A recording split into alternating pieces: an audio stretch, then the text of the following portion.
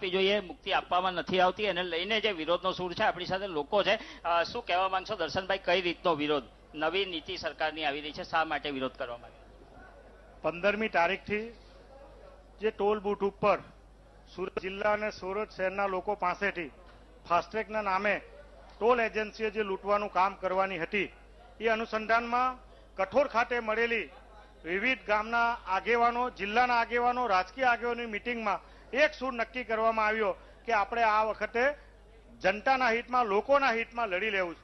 એ અનુસંધાનમાં છેલ્લા 7 દિવસથી લગભગ સુરત જિલ્લાના ઘણી ગ્રામ પંચાયતના સરપંચીઓ, રાજકીય આગેવાનો, વિવિધ ધાર્મિક અને સામાજિક સંસ્થાના આગેવાનો, ટ્રક અને એસોસિએશનો, બાર એસોસિએશનો અને વિવિધ સંસ્થાના એસપીજી, પાસ, ખેડૂત સમાજ અને અન્ય તમામ આગેવાનો સાથે રાખીને જે લોકોના હિતમાં, સુરત શહેરના લોકોના હિતમાં જે રીતે આ ન્યાયકારી નીતિ છે, ના કરના નામે ટોલ બચાવ સમિતિના નેજા હેઠળ કોઈ પણ રાજકીય વિવાદમાં પડ્યા વિના સુરતના લોકોના હિતમાં, જિલ્લાના લોકોના હિતમાં લડી લેવાના મૂડમાં આજે કલેક્ટરશ્રીને અમે વિવિધ મુદ્દાઓ પર આવેદનપત્ર આપ્યું છે. જે એજન્સી જે છે, એ એજન્સી જે સર્વિસ રોડ બનાવવાના છે, એ સર્વિસ રોડ બનાવતા નથી. CSR પ્રમાણે એમણે 7 કિલોમીટરના અંદરમાં 7 ગામડાઓમાં દત્તક લેવાના હોય છે. એમાં એમણે વિવિધ સામાજિક પ્રવૃત્તિ કરવાની હોય છે.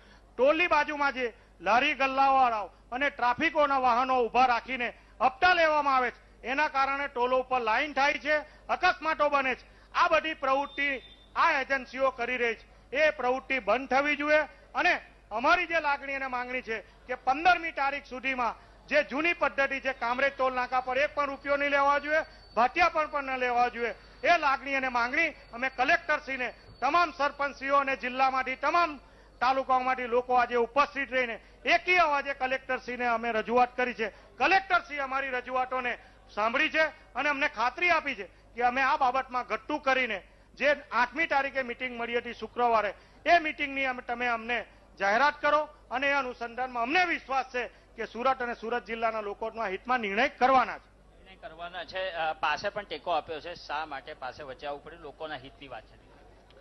જ્યારે પણ સુરત અને લોકોના હિતની વાત આવે છે ત્યારે પાસ ટીમ વતી અમે લોકોના પ્રશ્નોને વાચા આપવા માટે આવીએ છીએ ને બસ એ જ બાબતને ધ્યાને લઈ અને જે પ્રકારે સરકારે ફાસ્ટેગના નામે, ડિજિટલાઇઝેશનના નામે લોકોને લૂંટવા માટેનો તુક્કો અપનાવ્યો છે, તો એના વિરોધમાં અને સ્થાનિક લોકો પાસેથી ટોલ ટેક્સના નાણાં ઉઘરાવવામાં ન આવે બાબતની રજૂઆત